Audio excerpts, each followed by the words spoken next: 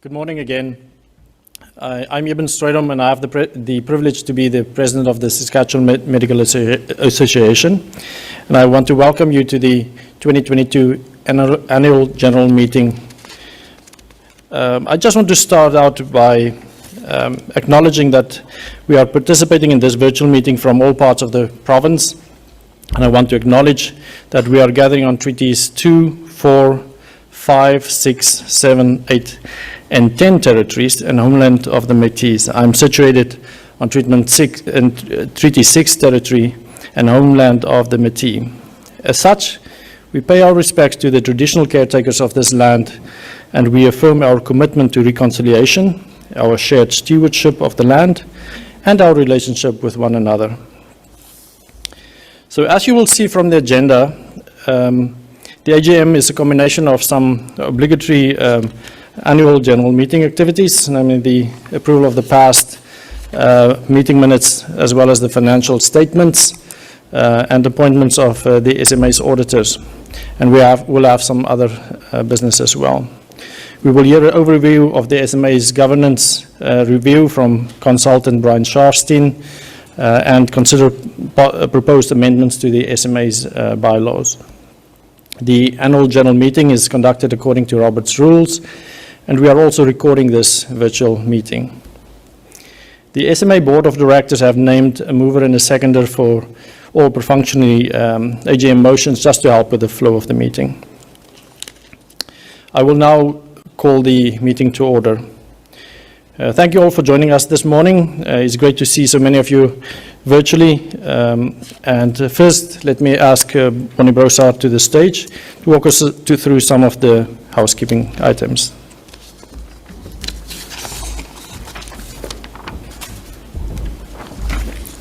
Thank you so much, Dr. Strijdom. So please note that if you are attending today's annual general meeting by telephone, you will not be able to ask any questions by raising your hand. Certainly, if you have any questions, please email us your questions at communications@sma.sk.ca following this Zoom event, and the chat will not be available to the AGM. If you are having technical difficulties with your Zoom link, computer video sound, please contact the Encore AV technical team at dan.brown@encoreglobal.com. Please inform them of your issue and leave your telephone number for them to call you back shortly. Because the AGM is open to all members of the Saskatchewan Medical Association, we will be using the polling function embedded in the Zoom platform. Delegates, please note that we will not be using the Slido application during the AGM. The Slido application is strictly for motions presented at the Representative Assembly. So to repeat, we are using the Zoom polling function for the annual general meeting. So all delegates and other SMA members, this is why we are having this brief orientation for you. So polling will be available for SMA members only, and all results will be verified after the meeting. So when the poll begins, it will appear in the middle of your screen. Please move the polling box to the right or left so as to be able to read the motion and resolution being voted on. You will have 20 seconds to make your selection, and that will be in favor or opposed. Then present the submit button at the bottom of the polling function located here. So let's try a practice run using the polling function.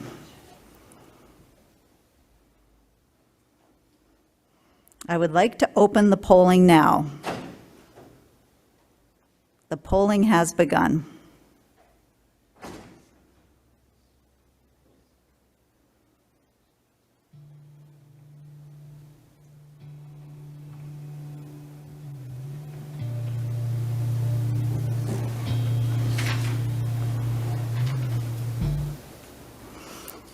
The polling has ended.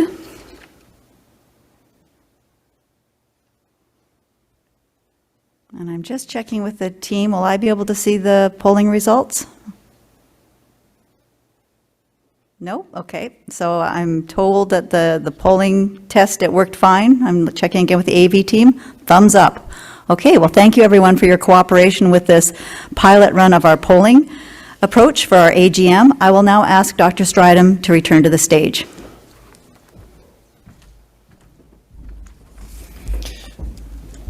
Thank you very much, Bonnie. I would now like to present the minutes from the 2021 Annual General Meeting. These minutes are located on the member side of the SMA website. Does anyone have any questions or substantial revisions to this? And if you do have any, please raise your hand.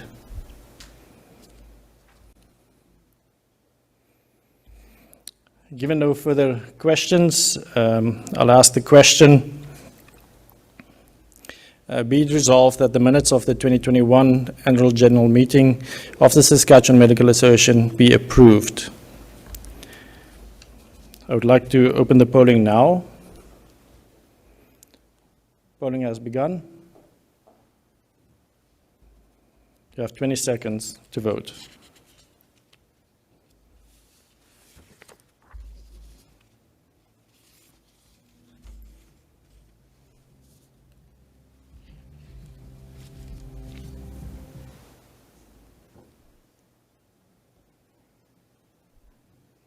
Polling has ended, and the resolution is carried. I would now like to introduce my colleague, Dr. Annette Epp, the Honorary Treasurer, to provide a summary of the comments, summary comments regarding the updated 2021 financial statements of the SMA. Dr. Epp.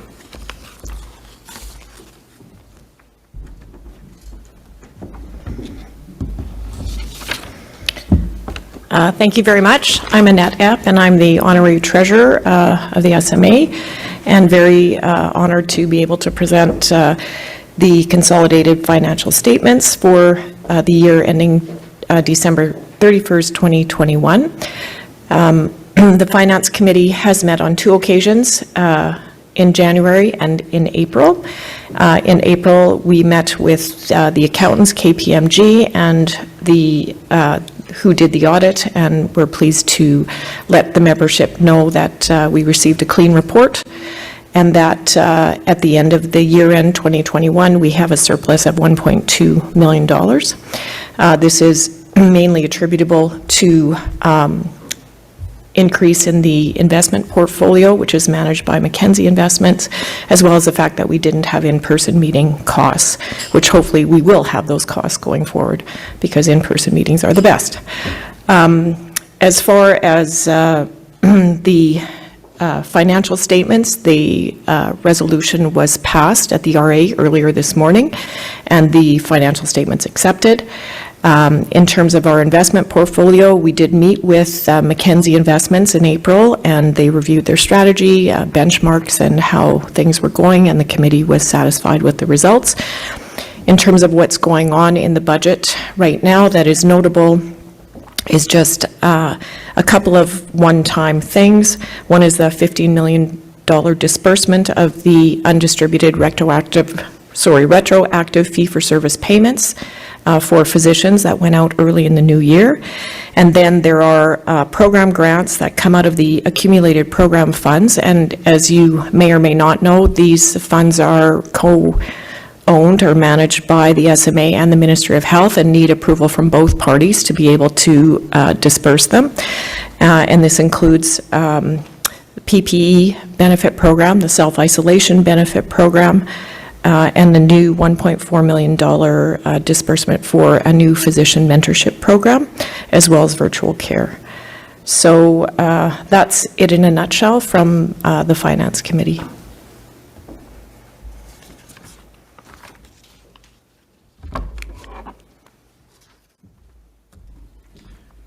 Thank you very much, Dr. Epp. Does anybody have any questions for Dr. Epp? If so, please raise your virtual hand.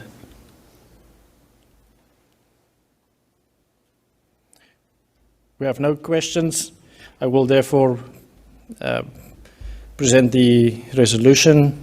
Be it resolved that the audited financial statements of the Saskatchewan Medical Association for the year ending December 31st, 2021 be accepted as circulated.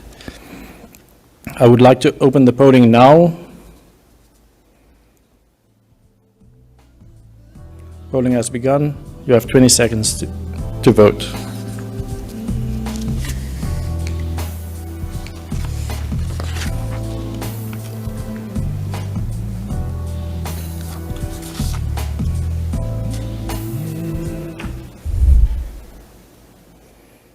Okay, voting has ended. And the resolution is carried, motion is carried.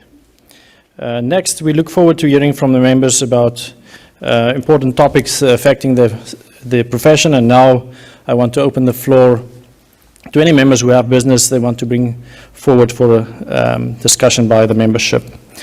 Please raise your hand to speak.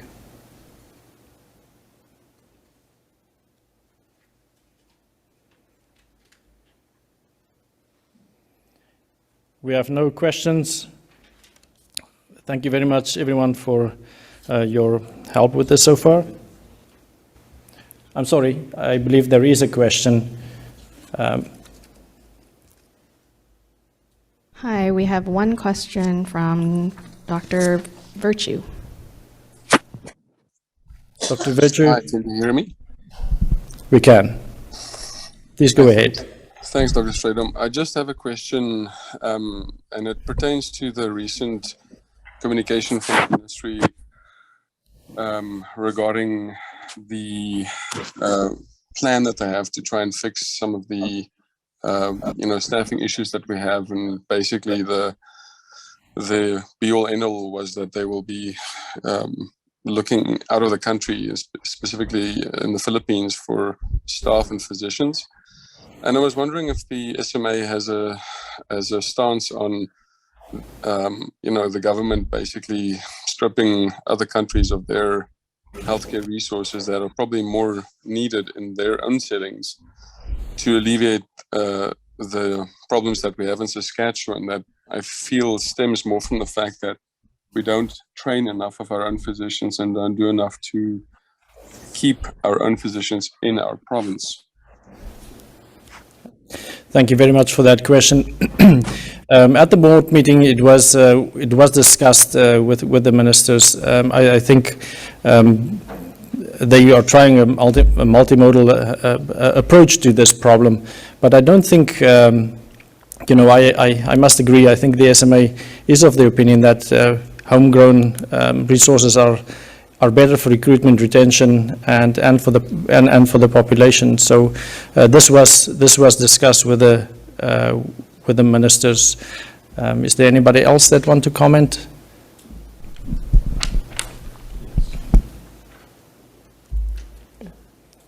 We have another question from Dr. Geller. Dr. Geller, please go ahead. Yeah, hi, thanks. It's Brian Geller. I just have a quick question about the SMAs and the position on the double and triple jeopardy that physicians face when it comes to sort of discipline hearings and things like that, where a physician can be charged criminally, charged with the SHA, and charged with the CPSS independently. Just need to register for it. Different rules on the SMA website and register and have different findings you can join. And I'm just wondering if the SMA has right now. looked at that, addressed it, and has any opinion or plan to move forward with that.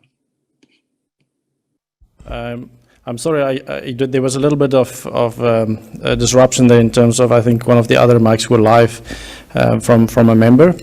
If I understood you correct, you're asking about, the triple jeopardy in terms of discipline for members. This is, of course, one of the big concerns that we have, and the reason why bylaws are so important to the profession and to move forward in terms of not just the interim bylaws version 2, but to continue to discuss this with the SHA and move forward on the other big topics in the bylaws that are not resolved yet. Hence the need to meet with these higher ups in terms of the bylaw process.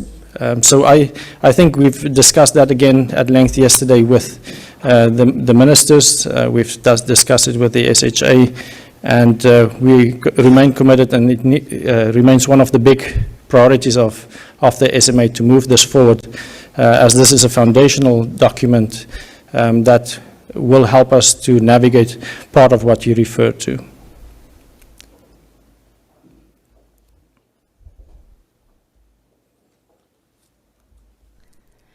Our next question comes from Dr. Groves.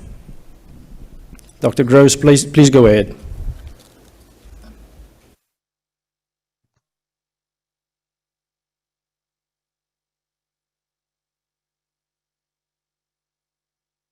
You hear me? There. Okay. And this is just building on Brian's comments. You know, I'm looking right now at the SMA representation on the various committees, bylaws committees in the province, and seeing a lot of vacant positions. And I think just because we have all members here and available, I think for those of you that are interested and passionate about this work, I just wanted to put a plug in that there are opportunities to be involved with this work. We have vacancies in lots of areas across the province in terms of representation, as well as with the different committees, including Practitioner Liaison Committee, the Area Practitioner Advisory Committee, and the Area Application Review Committee. So I think, you know, we need to put our money where our mouth is when it comes to this, and be involved at the table, and we need good representation from physicians across the province. So it's more a plug for members to look at those committees. It seems dry and not that interesting, but it's actually pretty foundational stuff. So just to consider it. Thank you, Dr. Groves. I can't agree more. I think the members are the SMA, and when we work all together, that's what makes us strong. And so the different perspectives are so important, and the advocacy on the different committees with government and SHA is what's needed. So thank you for that. We have a hand up from Dr. Geller. Dr. Geller? Yeah, hi. I just wanted to thank you for your answer, but I guess it didn't really answer my question, which is a broader question than the medical staff bylaws, which is actually the fact that, you know, I can be brought up in criminal charges by the Regina Police Service. I can be brought up on charges from the Saskatchewan Health Authority for exactly the same offense, if you will, and then I can then be brought up on charges before the CPSS on, again, exactly the same offense. Everybody has different rules of evidence and different procedures. They can all find independently very different things. And so that really, I'm not sure there's many other professions that have that level of triple jeopardy. And it's broader than just the medical staff bylaws. And I'm just wondering what the SMA is doing to address that issue. Yeah, thank you for the question. I don't think that has been discussed in detail as you presented at this stage, and I think that is something that we can take forward to discuss with our membership and you know, all the committees that might have might be able to help us with dealing with this issue in the future. Thank you for bringing that up. Our next hand up is from Dr. Thorpe. Dr. Thorpe? Hi there, thanks. Basically what I just comment, and I'm not sure if anybody can do anything about it, but you know, we have the surgical backlog that's really quite significant at the moment because of the pandemic. But one of the issues that I've sort of always had with the operating room, particularly in our area, I'm not sure what it's like in the tertiary centers, but our OR closes down at 3 o'clock in the afternoon. Medicine is a 24/7 problem. You know, people don't just get sick 9 to 5. People don't get sick just between 8 and 3. Surgeries aren't only needed between 8 and 3. And so my thought is, yes, we're trying to improve our access to surgery. But we're trying all sorts of weird and wonderful tricks. But one of the things that nobody seems to be mentioning is extending the workday and, you know, increasing operating room time so that, I can't see why we can't run our operating rooms till 6 p.m. at night, etc. I do understand we can't run through the night just because of logistics and staffing. But at the same time, I do think that we're running very short OR days, and we can probably increase our list by a third if we actually run operating rooms till, say, 6 p.m. in the evening, even 7 p.m. in the evening. Just a thought. I don't know if somebody can take that forward as a recommendation to the ministry. Thank you, Dr. Thorpe. I think that was a point under discussion, and we actually had discussions with Ministry as well as SHA some different times about this. It is not the practice in all sites, and I think this is another point that we will take forward for discussion. Thank you. We have another hand up from Dr. Pillay. Dr. Pillay.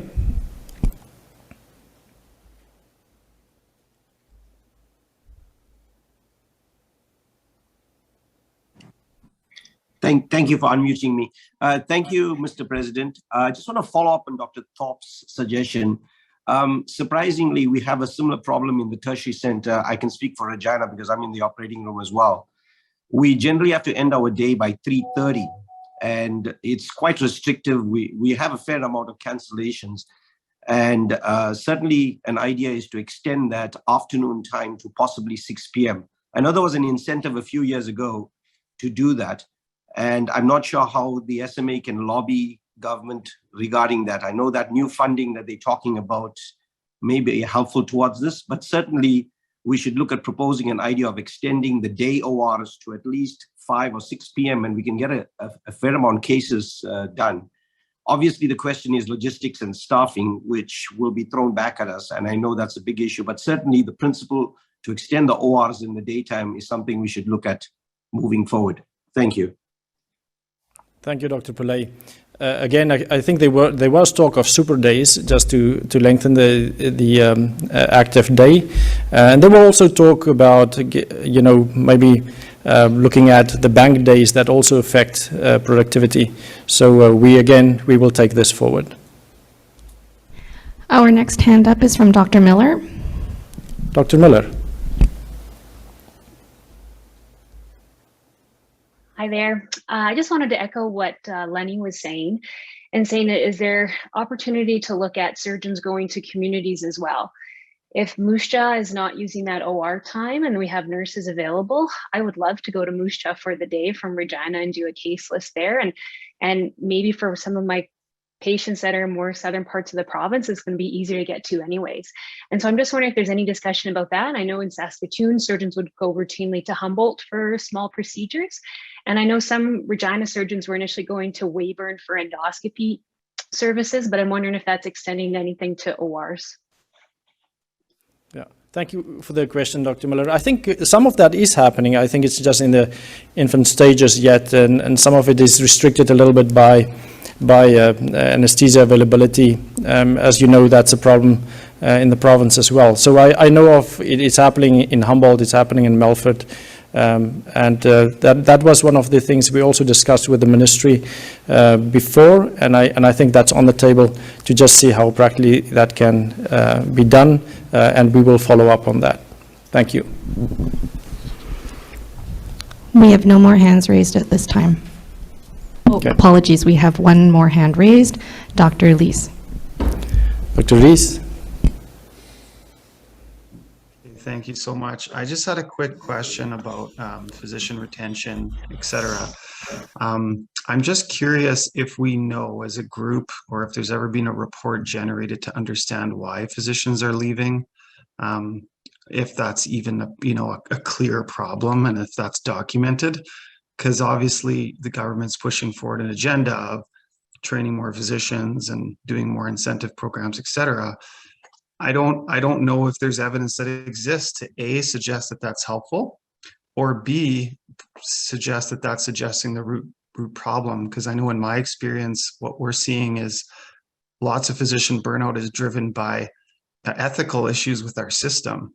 and lack of support, for physician wellness in particular, but that's driven by poor working conditions.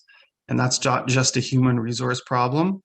That's, delivering care in a way that we're not proud of, leading to burnout, leading to, cognitive dissonance, and seeing if the grass is greener elsewhere.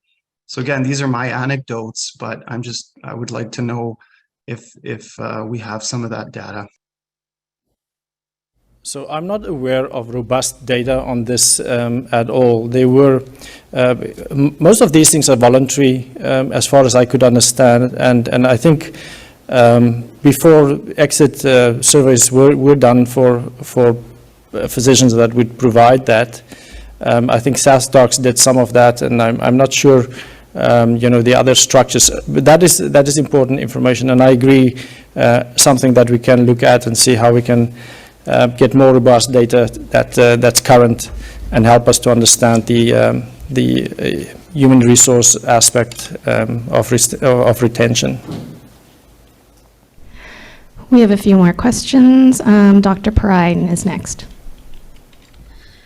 Thank you. I'm Dr. Parai, a critical care associate from Regina. I'm very concerned about physician leadership within our current SHA and going forward in our pandemic recovery plan. I noticed the SHA has recently restructured their executive leadership structure, where the chief medical officer is no longer kind of on the same level, reporting directly to still reporting directly to the CEO, but it's been changed with where it's not a separate arm on its own. The previous SHA strategic plan made physician leadership one of their 4 main goals, and has since been taken out of that. And I don't know if this is just because it's been several years now since the SHA amalgamation. Now, with what I suspect is more government oversight on the SHA leadership team, with the new VP of Enterprise Initiative support being brought in from the government, essentially. I'm wondering, how do we, is there any talk of our partnerships with the SHA and how we continue to support and stand up for physicians and our needs, when it seems like our leadership is maybe not as acknowledged as previous, especially considering during the pandemic, in your recent letter, Dr. Stridham, that 76% of physicians felt that their voices weren't being heard during the pandemic. Sorry. Yeah, thank you for your comments and your observations. I must say, I think there is concern about that. We have started to talk to SHA about the leadership and the partnership. Some of this was difficult during the pandemic period, and hopefully in the next year we will have more robust discussions about that. We will certainly take this comment back in our discussions with SHA leaders. Thank you for your comments.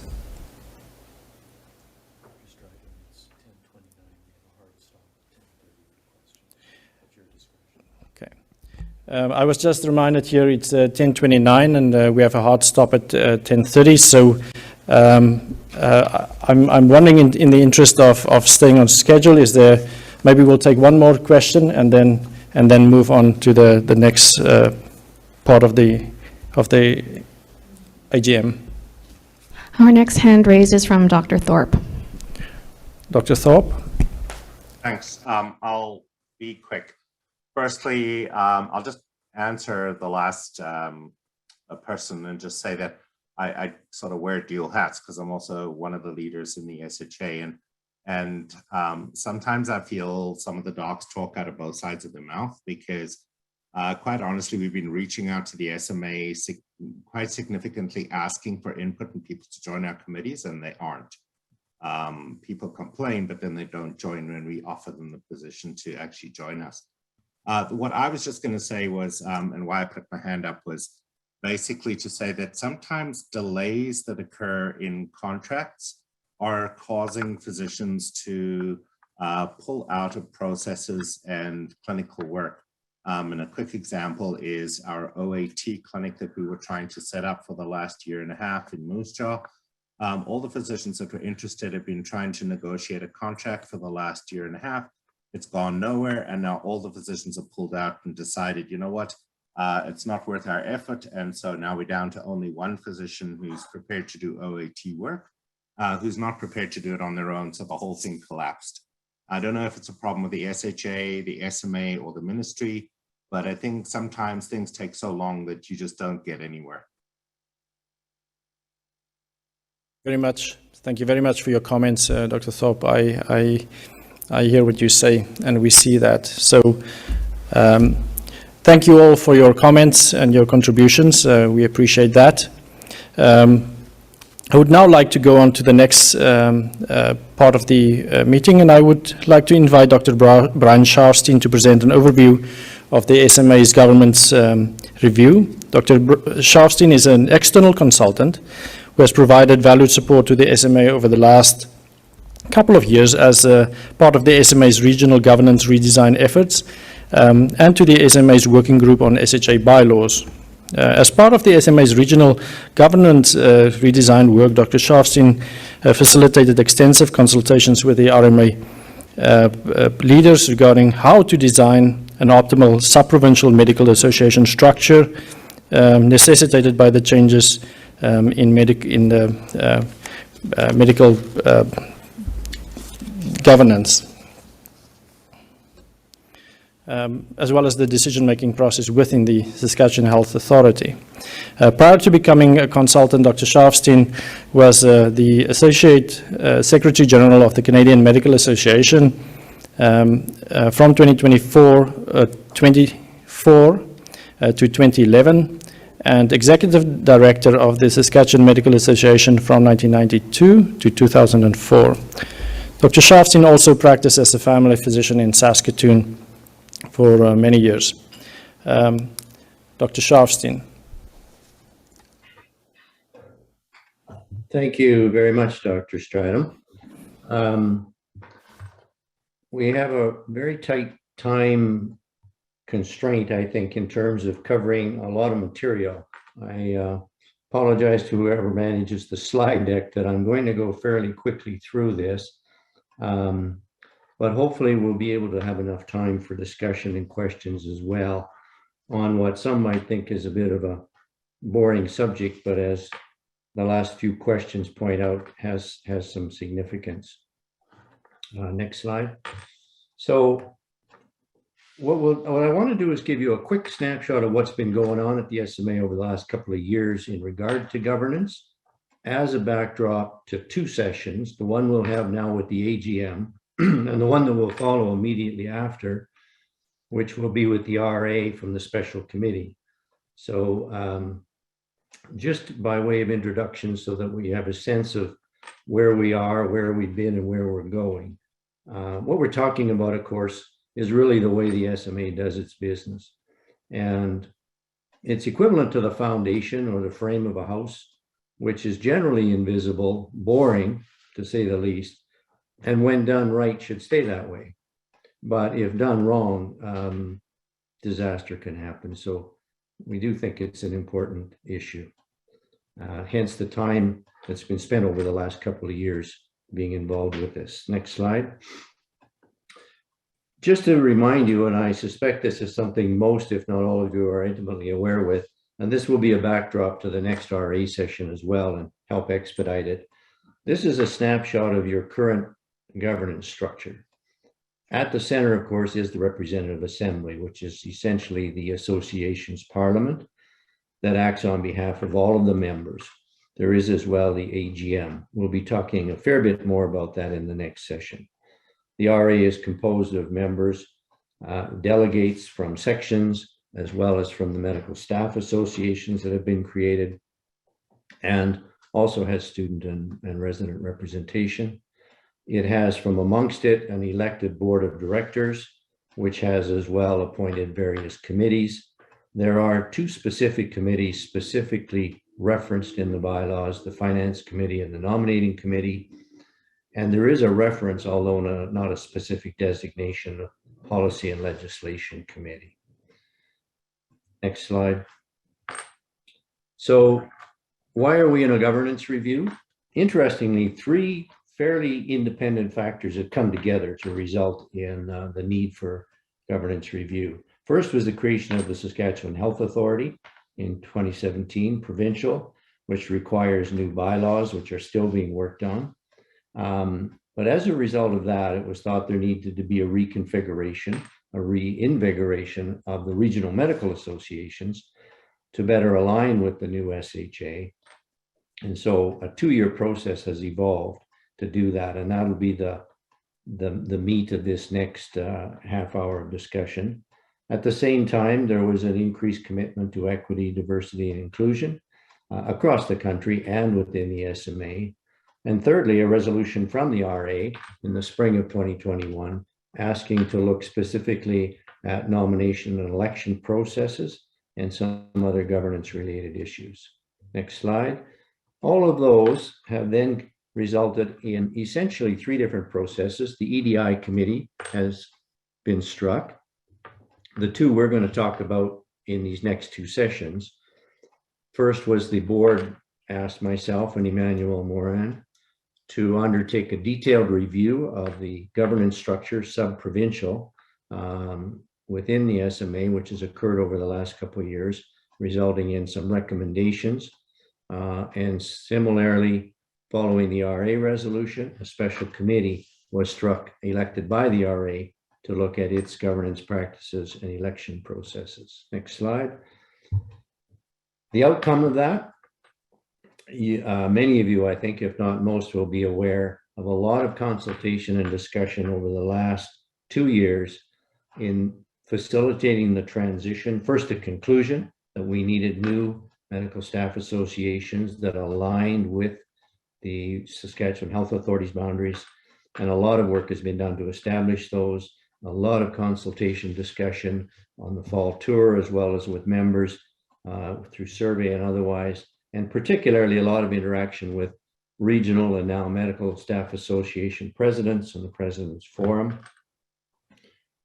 There's been a revision of the election processes, which is evolving, as well as significantly increased support from the SMA centrally to the medical staff associations. Next slide. Similarly, and this will be the next hour after this session, the Special Committee on Governance has been meeting and has a series of recommendations for consideration. Next slide. So, as a result of the establishment of the new medical staff associations, it became apparent that there was a need to make changes in the bylaws to accommodate that, because the bylaws specifically reference the regional medical associations.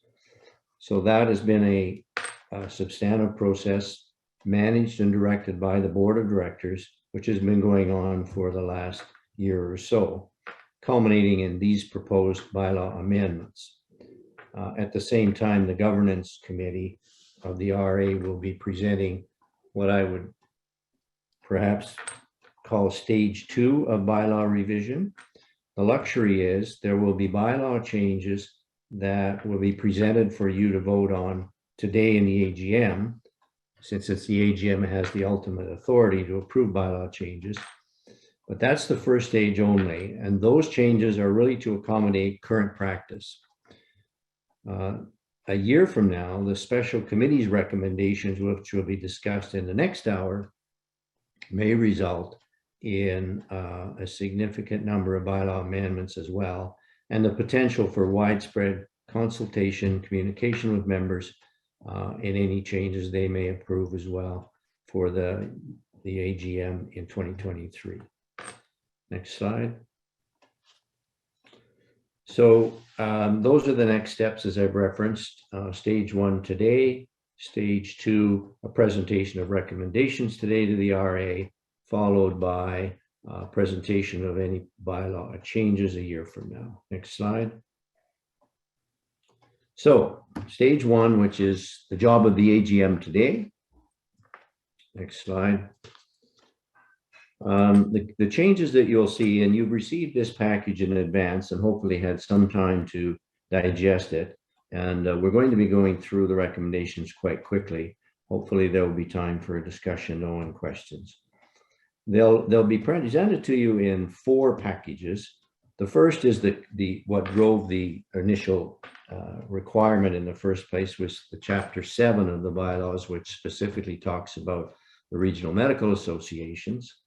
But at the same time, the board noted that the bylaws currently could benefit from a little bit of clarity in a few places, as well as there were a few as well areas where current practice did not align exactly with the bylaws. And it was suggested those should be addressed.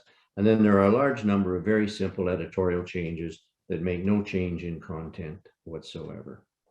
Next slide. So these are the proposed changes that you've seen in your package to Chapter 7, which is the accommodation of the transition from regional medical associations to the new 12 medical staff associations. Next slide. Now there are 4, and I know this is difficult for you to see or read, and you've had them circulated to you in advance. I do want to highlight a couple though. The most we did receive, because these have been all sent out in advance as required to the membership, and we did receive some thoughtful comments, both in writing and verbally, and suggestions and questions. So I'm going to try to highlight a couple of those as we go through.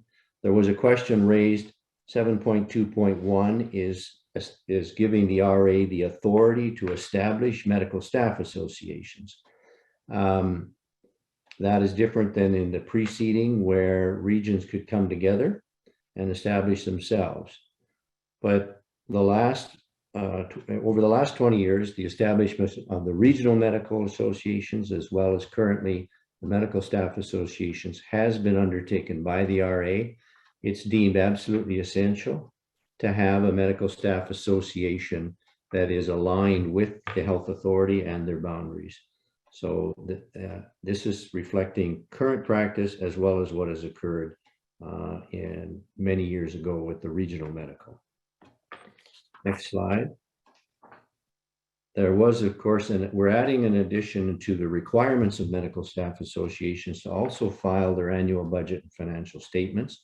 A question was posed as to whether this has implications in terms of liability for the SMA. It does have implications, but the board, as well as the President's Forum, the MSA presidents, felt in the interest of accountability and transparency and the enhanced role of the SMA centrally to support the medical staff associations, it would be very important to share the budget and financial statement information with the SMA. There's also conjoint dues. So not knowing is probably not a good idea. So the suggestion, which has been approved by the MSA presidents, is to also share that information along with the others that was required.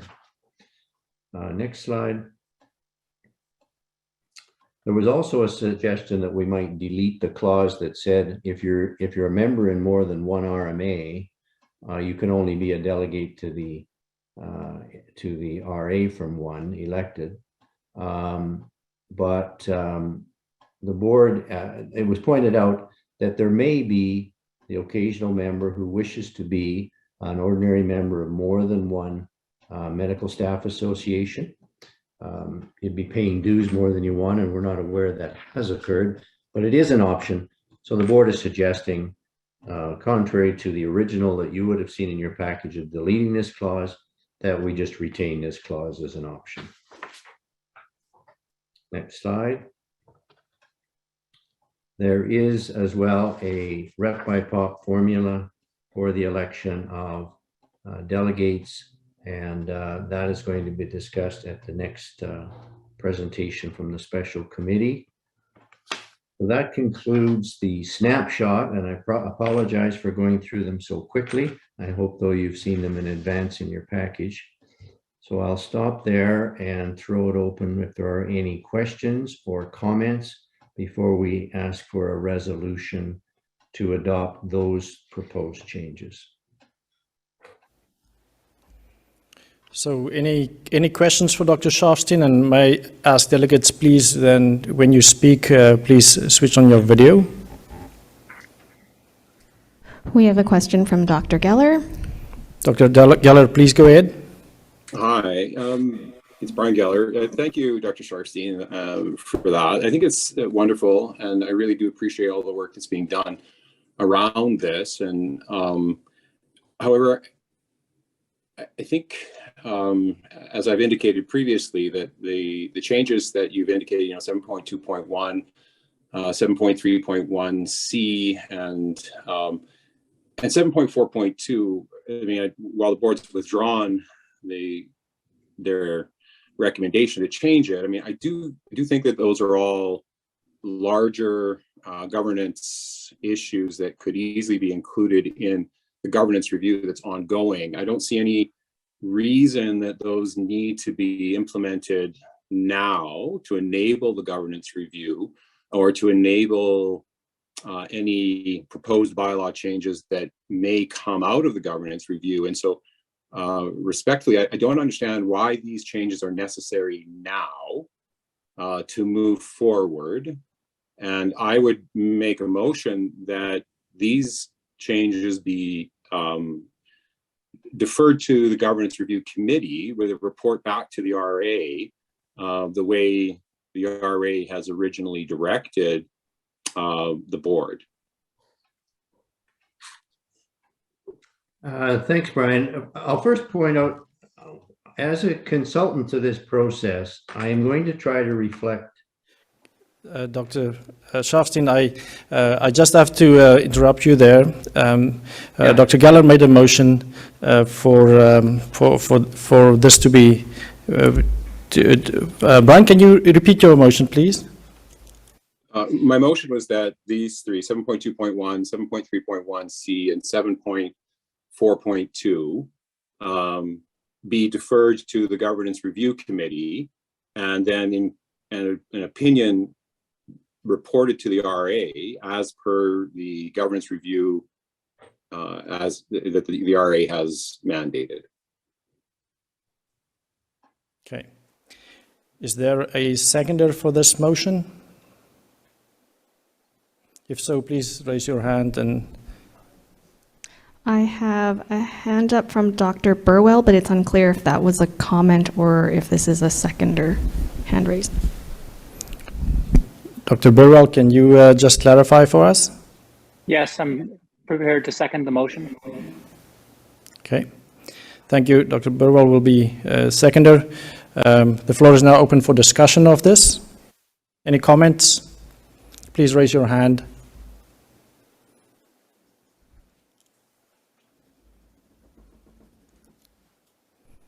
Dr. Burwell, I'm just wondering if you have a comment as well.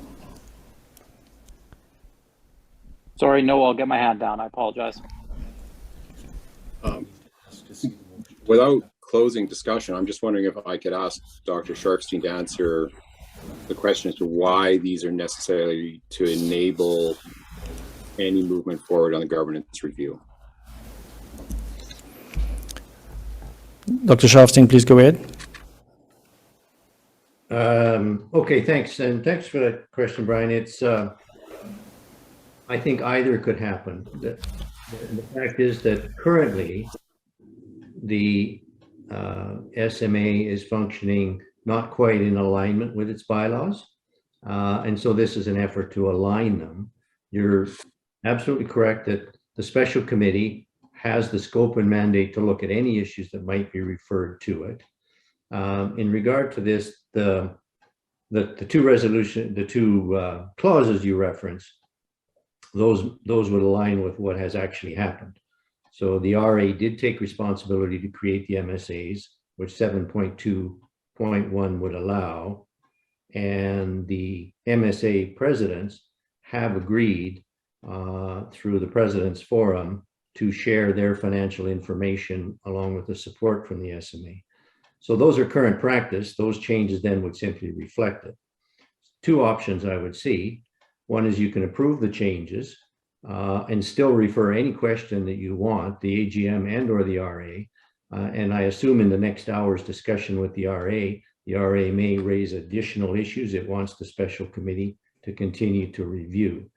So either whether your motion to not proceed with these changes and defer them to consideration a year from now, Whether that passes or not, it's still possible to ask the special committee to consider these and potentially any other bylaw clauses if either the AGM or RA wishes.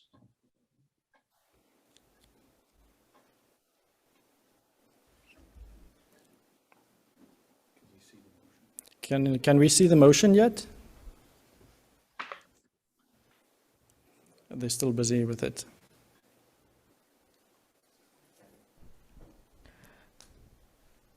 We have a question or a comment from the floor. Dr. Jeffrey, go ahead. Yes, hi, it's John Jeffrey. I was the Saskatoon MSA president for the last couple of years. As Brian Sharpstein has already mentioned, we did have this as our normal practice that we took over and wanted to share some of that financial information and have more supports and integration with the SMA corporate. So I'm actually in opposition to this motion. Happy to make more comments, but I know we're limited on time.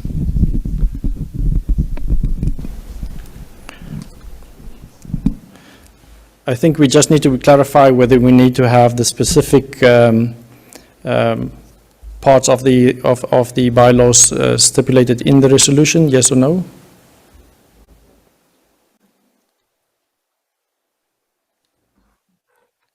I think yes.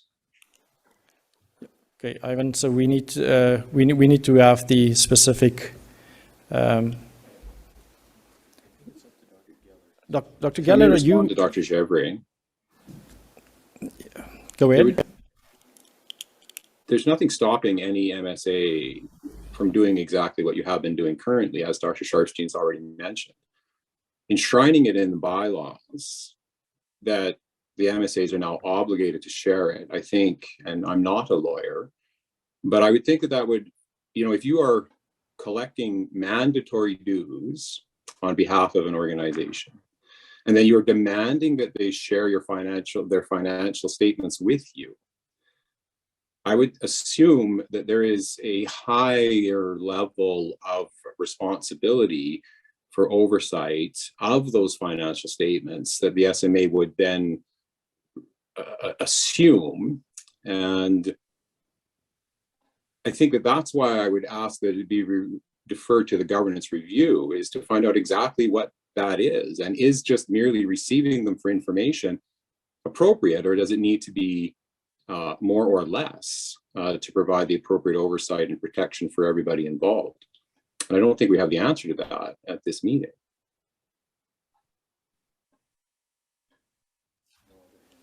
Thank you for your comments. Dr. Sharpstein, do you have any comments? Well, that was a consideration, of course, in the discussions with the President Forum. The alternative was considered a greater risk, which is with conjoint membership and with the Medical Staff Association's clearly a subdivision, that the risk of not providing any oversight to and having no knowledge of a Medical Staff Association's financial affairs was a greater risk.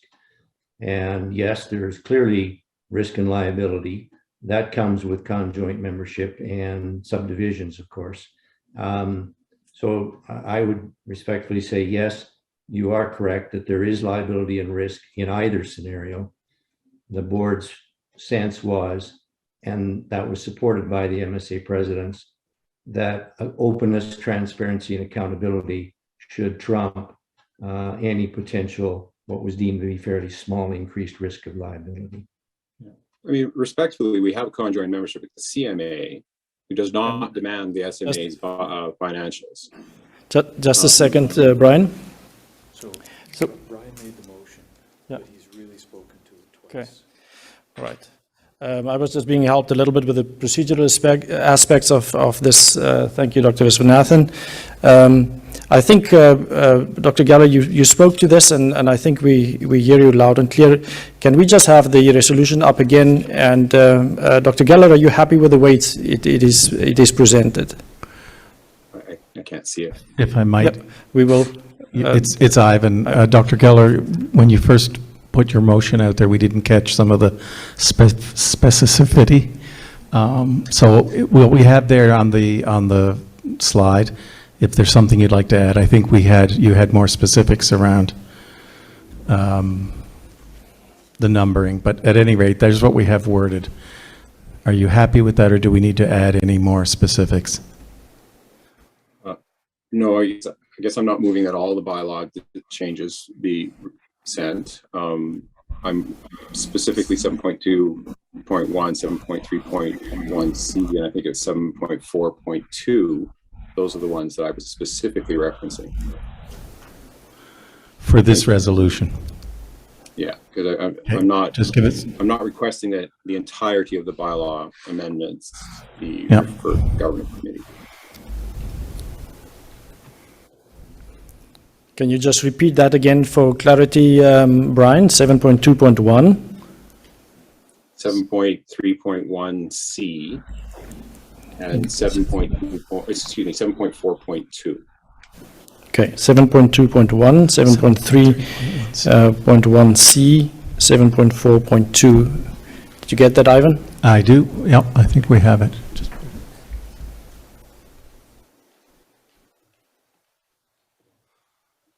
Okay, we'll flash that up in a second and we'll have a look.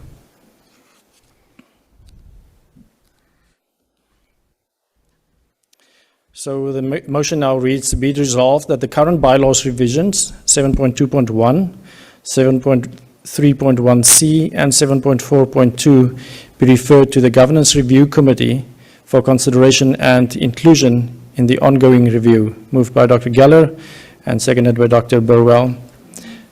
Can I ask the question? You're not ready yet? Just bear with us a little bit here. We're just getting the poll ready. Is there, sorry. We have a hand raised from Dr. Pillay. Dr. Pillay? Please go ahead and if you could turn on your video. Thank you. Point of correction here, Mr. President. Brian, can you please clarify if it included 7.2.1? Because I think you said 7.3.1. Are you including 7.2.1 as well? Yes, 7.2.1, 7.3.1C, and 7.4.2. Okay, thank you.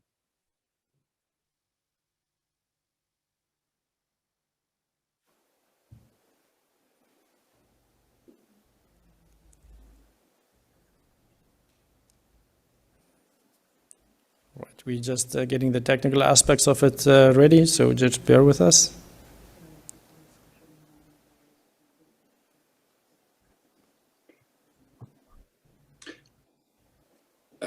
Just reading the resolution now, I guess it'd be important that they be removed. Part of the resolution is that they're removed from consideration now. So they wouldn't be voted on at the AGM. They'd be removed from consideration now and referred to the Governance Review Committee and then brought back. So I'll read it back. We had time, actually, because we have a technical problem with voting. Be it resolved, the current bylaw revisions 7.2.1, 7.3.1C, and 7.4.2 be removed from consideration at the AGM and be referred to the Governance Review Committee for consideration and inclusion in the ongoing review. Yes, thank you. Did you get that? Just maybe we should confirm with Dr. Burwell that he finds that acceptable as well.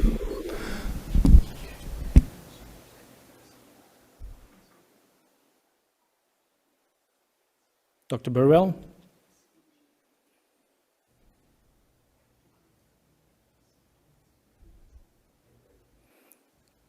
Dr. Burwell, if you're speaking, you're muted. Yes, I would agree with that revision. All right, there's another question. We have a hand raised from Dr. Letting. Dr. Letting? Do you mind showing us those subsections again so we can figure out we're specifically voting on the screen? Those three subsections? I'd like to see them again, actually up for everybody. Can we project the, Dr. Shastin, can you just pull that up for us, please? Oh, okay. It's coming.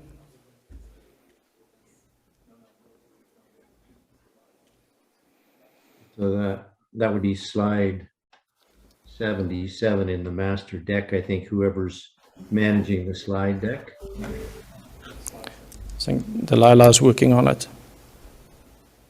Okay.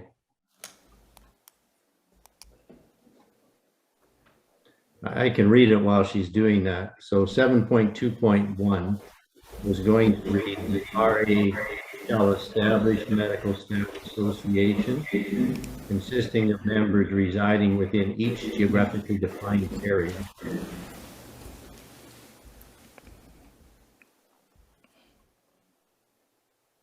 And the previous said members of the SMA practicing or residing in a region may organize and apply for recognition.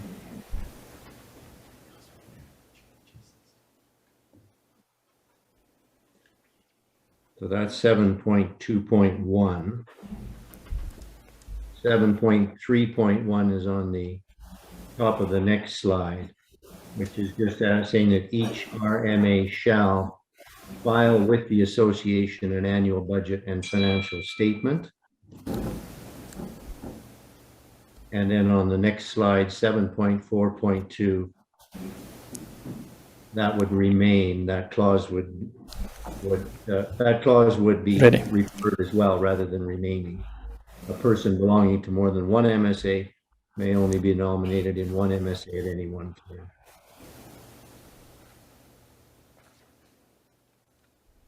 So those clauses those three would be referred by this resolution.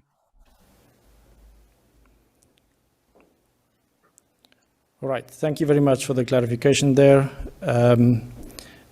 If there are no other questions, then I will pose the question. All in favor? Can we read it again? Oh, because of the changes. Yeah, can we read it again, please? Just show it again. Thank you. Be it resolved that the current bylaw reviews 7.2.1, 7.3.1c, and 7.4.2 be removed from consideration at this AGM and referred to the Governance Review Committee for consideration and inclusion in the ongoing review. Is that what you intended, Brian? Yes, thank you. Dr. Geller, thank you. If no other questions, I will call the question. You ready to vote? It will start now, and you have 20 seconds.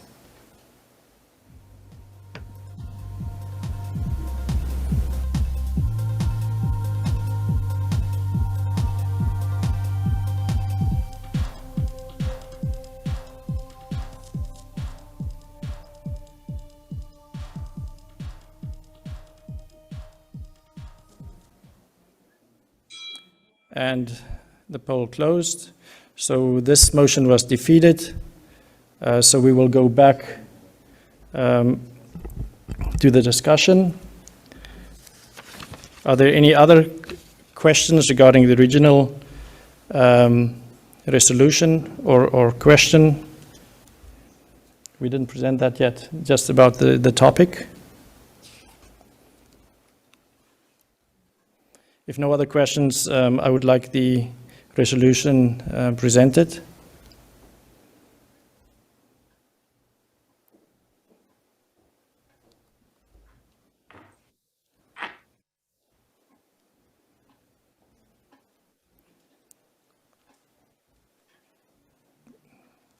So Resolution 7 reads, be it resolved that the proposed housekeeping amendments be approved. Moved by Dr. Grobler and seconded by Pamela Arnold, Dr. Arnold. Dr. Geller, or Dr. On the resolution, I think we're still back at resolution 3. Okay. Yeah. Sorry. All right. I think this is just for clarification. This is just the change because of the input that was done since we published the or made the changes available on the website. So first of all, we need to get a resolution to give authority to that. So this resolution be resolved that the SMA bylaws retain the clause, a person who belongs to more than one MSA may only be nominated in one MSA at any one time in 7.4.2. This is moved by Dr. Olanathi and seconded by Dr. Jevry.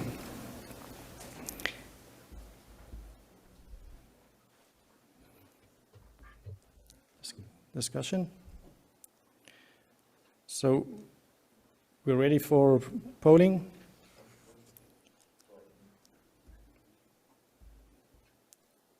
And we can start now.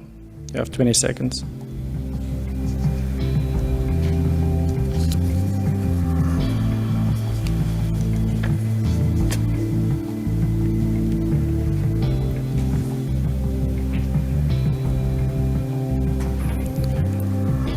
Thank you. Polling has ended, and this motion is carried.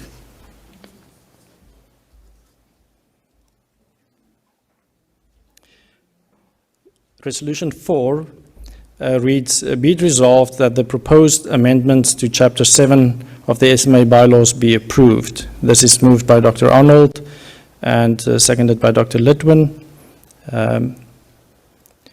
Get ready for the poll.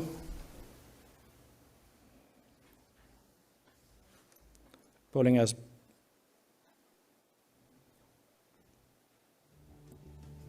begun. You have 20 seconds.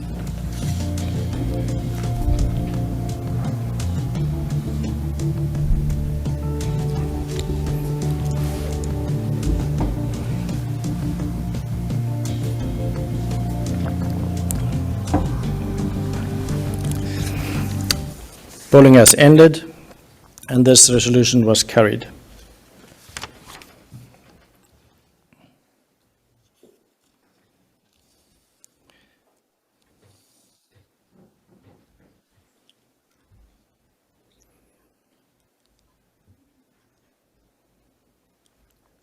So we're moving to proposed amendments to improve clarity. The resolution now is Resolution 5. Just even if I might, just before we take the resolution into consideration, a couple of comments. And I realize we're over time, but I think it's important that the AGM have time to consider these. A brief comment though before specifically noting the clarity resolutions. Passing those previous resolution and those amendments does not preclude requesting the special committee to review anything that the membership would like it to review. So in the session that the special committee presents to the RA, there is definitely an opportunity to request the special committee to consider any governance issues going forward that it wishes and bringing those back to the AGM and the RA.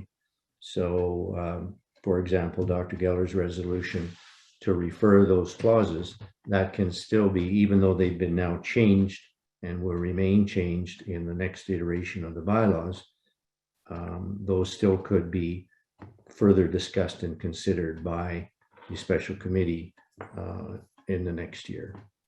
And similarly for any of the other amendments, if there's concern about them that are being passed now, or if further consideration is deemed appropriate. In terms of this next section, as I noted, there were several places where the board observed the clarity wasn't what you would have deemed ideal. So there are a few proposed that we will quickly run through. Next slide. First is just changing the representation on the board of directors. Oh, I think you've gotten ahead on the slide. We need to back up a couple. One more. Thank you. We're just changing the word representation to relationship, which is more clearly what we're planning with 6.2.1. The 16.4B says the AGM will receive for approval the audited financial statements. It actually receives for information. The audited financial statements are a retrospective summary and statement of fact of what has occurred in the preceding year. And in that case, they're not subject to amendment. They are what they are.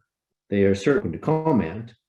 What is up for discussion and approval going forward is generally the budget and any other directions or comment that the AGM or the RA wants to make. So past and historic practice and the usual is that you receive the financial statements for information, and then of course make any comment, observation, or recommendation you wish. So the suggestion is to change approval to information. Next slide. The term with proper credentials for entitlement to attend or to vote at the RA was thought to be a little bit unclear, and is suggested to use a more commonly used term, which is in good standing. It was suggested that this would benefit from clearer definition, and the special it is being suggested by the board that the special committee be asked to consider providing an actual definition, but to retain the words in good standing rather than with proper credentials as a more commonly used term. Finally, there was a suggestion that motions passed, add the clause, if motions passed at a meeting without quorum would not be binding or enforceable. It was accurately observed to the board that that's generally covered in Robert's rules, doesn't need the clarification in the bylaws. It doesn't change practice, but it would also be suggested by the board this simply be referred to the special committee as well. That's the those are the proposed clarity changes to the bylaws. So I'd leave it, Dr. Stridham, if there are any questions regarding those changes. Thank you, Dr. Sharfstein. Are there any questions? We do have some. We have a hand raised from Dr. Geller. Dr. Geller?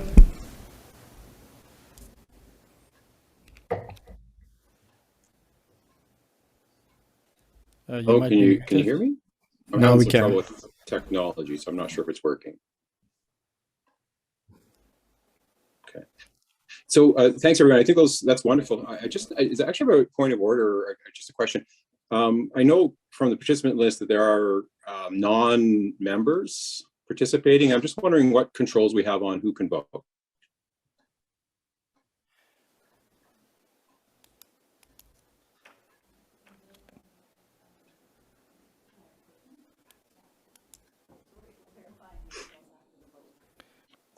We are verifying the results after the vote, and we know who we can attach who voted. Yeah. So non-members are being taken out, Dr. Geller. We can verify that only those people with the right to vote voted? Correct. And only those votes were counted in the final tally? So that need to be done after. Well, I guess yeah. It does call into question the results.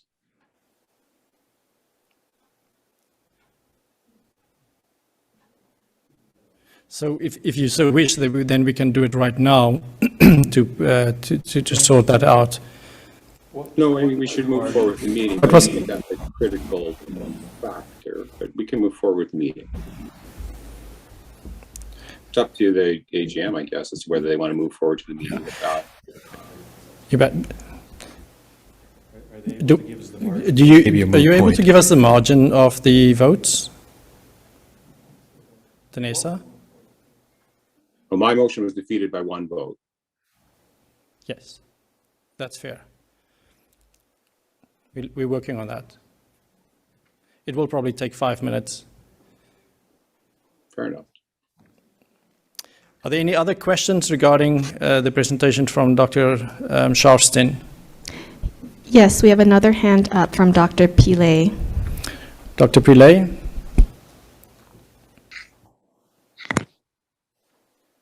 Hi, thank you. I just wanted my mute sign there. Dr. Sharfstein, thank you again for that review. Could you please clarify in those adjustments what a member in good standing, who is the member in good standing with the college, the SHA, their local association? Should we not be clarifying that? Thank you. Yes, I agree, Dr. Pillay. It should be clarified. And so it should be, a definition should be added to the bylaws, and that's why the suggestion from the board is to refer that to the special committee. The intent is in good standing with the Saskatchewan Medical Association and your medical staff and your local medical staff association, which would include having paid your dues, etc. But you're right, it should be clear, and the board is therefore suggesting that the special committee be asked to consider that and a definition be added to the bylaws for that term. Thank you. Julie, do we have more questions? We do not have any more questions at this time.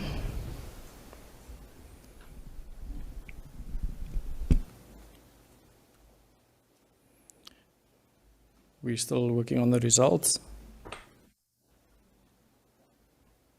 We could proceed if you want, Dr. Stridham, while they're collecting the Yes, results. We've got another section to present before the next resolution. Please, would you go ahead? Okay. So these now are, there were a few as well circumstances where the board thought that the bylaws did not quite align with the actual practice. The first was that the outline of the members of the board didn't include 3 that were currently members, the chair, a student, and a resident. But on reflection and this being raised to their attention, as well as the review from the special committee, that is an issue the special committee has under consideration and is actually meeting with students and residents regarding the representation. So contrary to what the original package was that you would have received 2 weeks ago, the board is suggesting and recommending that this not be changed currently and be referred to the special committee. Next slide. There was also the suggestion, which has been the historical practice, that any special meeting of the RA would be called by the board and called by the board and the president rather than the chair on a request from 10 delegates. That's been historical practice and the norm. So the suggestion to change from chair to president to call a special meeting of the RA. Next slide. The executive or the board also noted that the finance committee does pay attention specifically to any significant over expenditures or variations, but not to all or any likely. So the suggestion was changed to significant over expenditures. Currently, the finance committee uses a guide of 10% variation from budget or $10,000 variation from expenditure as a trigger where it should be required to have it brought to its attention specifically. Next slide. There was a proposal to delete the sections referencing the Legislation and Policy Committee. This is a bit of a unique situation in bylaws, and the special committee is it's suggested by the board, should be asked to review this. Two committees are specifically referenced in bylaws, including their composition. That's finance and nominating. But at the end, which is where we talk here about amendments to the bylaws, there is a reference to the Ledge and Policy Committee being required to make recommendations. But it isn't specifically outlined in any other place in the bylaws. It has been pointed out by one of our members that that's a very significant committee. The reason for the recommendation of its deletion is that the board has assumed that responsibility over the last at least 2 years and has had great difficulty in being able to find members willing and able to staff that committee. So it has assumed that responsibility. The board is recommending, though, that in light of the points that I've just raised, that this be kept and that the issue would be referred for consideration by the special committee. Next slide. Comments or questions, please.